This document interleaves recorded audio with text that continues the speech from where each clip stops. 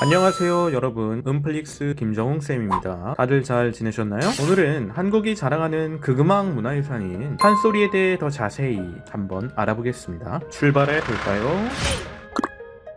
판소리는 여러 사람이 모인 장소를 뜻하는 판이란 말과 노래를 의미하는 소리를 합친 단어입니다. 즉 어디서 판을 벌려서 사람들을 모으고 소리, 즉 노래를 가지고 무대를 진행하는 공연이라고 판소리의 말뜻을 풀어볼 수가 있겠네요.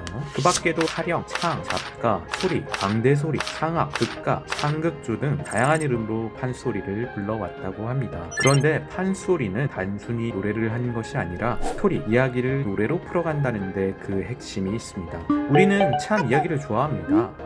누구랑 사랑했대, 또 누구랑 싸웠대, 그러다가 큰일이 나서 엄청 힘든 일이 있었대, 그런데 결국 잘 됐다더라. 그런 이야기들을 우리는 참 밤을 새워가며 집중해서 듣고 보고는 합니다. 옛날 사람들은 그 이야기만 해도 좋지만 음악이 더해지면 더 감동이 깊어진다는 사실을 깨달았습니다. 그래서 영국 사람들은 뮤지컬을 만들었고요. 이탈리아에선 오페라, 중국에서는 경극, 일본에서는 가부키 같은 공연 문화들이 출현하게 되었습니다. 그리고 한국에선 판소리가 나타났죠. 이런 음악과 스토리의 결합을 극음악이라고 부릅니다. 이런 판소리는 언제 처음 등장했을까요? 대략적으로 17세기 전후로 출현했을 거라 추측하고 있습니다. 하지만 이 판소리라는 것이 입에서 입으로 구전으로 전승되어 왔기 때문에 명확한 기록이 남아있지 않아서 어떤 식으로 탄생하게 된 건지 아직까진 정확히는 알 수가 없다고 합니다. 하지만 전라도 구두막과 판소리가 음악적으로 비슷한 점이 많고 초기 판소리 광대들의 출신이 무당들이 많았다는 점에서 전라도 무가기원설이 강하게 주장됩니다. 광대들이 가진 자들을 비웃던 해학적인 공연을 펼치던 문화에서 비롯됐다는 광대 소학지 기원설도 있고요. 한편으론 중국의 강창문학이라고 하는 거리 공연 문화에서 영향을 받았다는 강창문학설도 존재합니다. 그 밖에 다양한 주장들이 있으며 전라도에서 기원했다는 것이 주류 견해로 인정을 받고 있습니다. 이런 판소리가 처음 문서 기록으로 등장한 건 조선 영조 때 사람인 유진한이 쓴 만화집이란 책에서입니다. 유진한은 남쪽 지역을 여행하다 우연히 들은 노래를 기억해서 한시로 남겼는데 이 내용이 우리가 아는 판소리 춘향가와 일치합니다. 이를 통해서 최소 조선 영조 시기 이전에 판소리가 존재했고 어느 선비가 듣고 감동을 받아 따로 기록할 정도로 꽤 수준 있는 단계까지 올라와 있었다는 사실을 알 수 있습니다. 당시에 이미 유명한 실력의 판소리 명창들이 명성을 떨치고 있었다고 추측되며 대표적으로 하한당, 최선달, 우춘대 같은 이름이 전해져 오고 있습니다. 판소리 공연은 어떤 식으로 구성이 될까요? 판소리는 기본적으로 노래를 부른 소리꾼이 서 있고 북을 치는 고수가 앉아서 합을 맞춰 공연을 하게 됩니다. 그리고 여기서 빠질 수 없는 게 바로 청중이죠. 앞서 말씀드렸던 판소리의 판은 결국 사람들이 모인 것을 뜻하기에 판소리에서 가장 중요한 것은 들어줄 청중들입니다. 그래서 1청중, 2고수, 3명창이라는 말도 있습니다. 제일 중요한 것은 호응해주는 청중이고 두 번째는 장단을 맞춰서 흐름을 이끌어가는 고수이며 소리꾼이 흔히 주목받지만 가장 마지막으로 중요하다라는 의미입니다. 청중을 빼고 말할 경우에는 1고수, 2명창이란 말도 자주 쓰입니다. 판소리 공연을 하는 소리꾼은 이제 소리와 안일이를 통해 노래를 불러가게 됩니다. 소리는 선율이 명확한 노래를 뜻하며 안일이는 대사를 평소 말하는 투로 말로써 소화하는 것입니다. 쑥대머리 귀신 영영 청마곡 방에 잔자리요.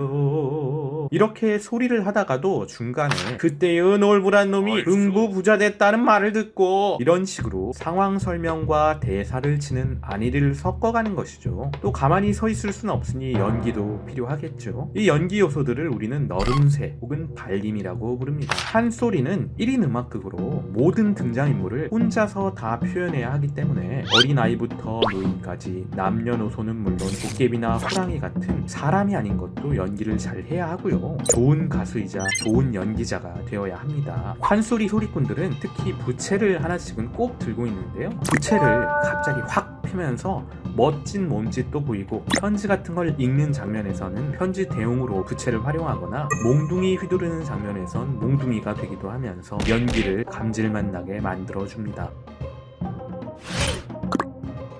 이 소리, 안일이, 멀음새를 판소리 소리꾼이 해야 하는 3요소로 흔히 뽑게 됩니다. 그리고 고수와 청중은 이렇게 고생하는 소리꾼을 보고만 있을까요? 그렇지 않겠죠? 우리나라의 음악은 청중이 조용히 숨죽이고 지켜보고 마치 관중이 없는 것처럼 취급하는 서양 공연 문화와는 다르게 청중이 중요 참여자로 분위기를 같이 만들어가게 됩니다. TV에서 국악 공연 중 얼씨구 좋다 잘한다 같은 감탄성을 청중들이 내뱉는 걸 보신 적 있으실 겁니다. 이런 것을 추임새라고 합니다. 소리꾼들은 이 추임새를 잘 받을수록 힘들다가도 다시 기운이 난다고 하니 추임새는 훌륭한 공연을 위한 우리 청중의 의무라고도 할 수 있겠네요. 판소리의 음악적인 요소들을 더 자세히 알아볼까요? 먼저 장단입니다. 장단이란 기본적으로 국악의 박자를 말하고요. 장단을 친다라는 표현을 많이 사용하면서 판소리에선 북치는 고수에 의해 진행이 됩니다. 각각의 장단들은 북을 어느 강세에 맞춰서 치고 속도를 조절하는 기능을 합니다. 북 외에 다른 악기가 없는 판소리에서 고수의 장단 조절이 잘 되어야 소리꾼이 노래를 수월하게 할 수 있습니다. 그래서 아까 말씀드렸듯이 1고수 2명창이다. 보통 판소리에 사용되는 장단은 느린 순서부터 진양조, 중모리, 중중모리, 자진모리, 희모리, 언모리, 어중모리의 순이고요.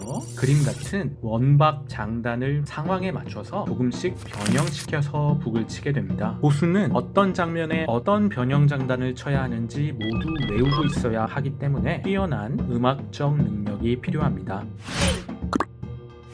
판소리는 우조, 계면조, 평조의 세 가지 조가 존재합니다. 조는 그 소리의 느낌을 말하며 노래에 쓰이는 음을 정하는 것입니다. 계면조는 설음조라고도 하고 전라도 민요의 가락을 활용해 부르는 것으로 슬프고 부드러운 느낌을 주기에 비극적 장면이나 여성의 모습을 묘사할 때 사용됩니다. 우조는 호령조라고도 하며 선비 음악인 가곡, 시조의 선율을 가져온 것으로 웅장하고 씩씩한 느낌을 주기 때문에 장엄한 장면, 남성다운 장면 등에 쓰입니다. 평조도 우조와 마찬가지로 가곡, 시조와 같은 노래의 가락을 판소리화한 것으로 명랑하고 화창한 느낌을 주기 때문에 기쁜 장면, 흥겨운 장면 등에 주로 쓰입니다. 이런 조의 특징은 세부적으로 나누면 더 깊게 들어갈 수 있으며 꼭 특징을 지식적으로 모르더라도 듣다 보면 이게 무슨 조구나 라는 차이를 분명히 느낄 수 있습니다. 이런 조를 수축해서 맞춰보는 것도 판소리 감상의 작은 재미가 될 수 있겠죠?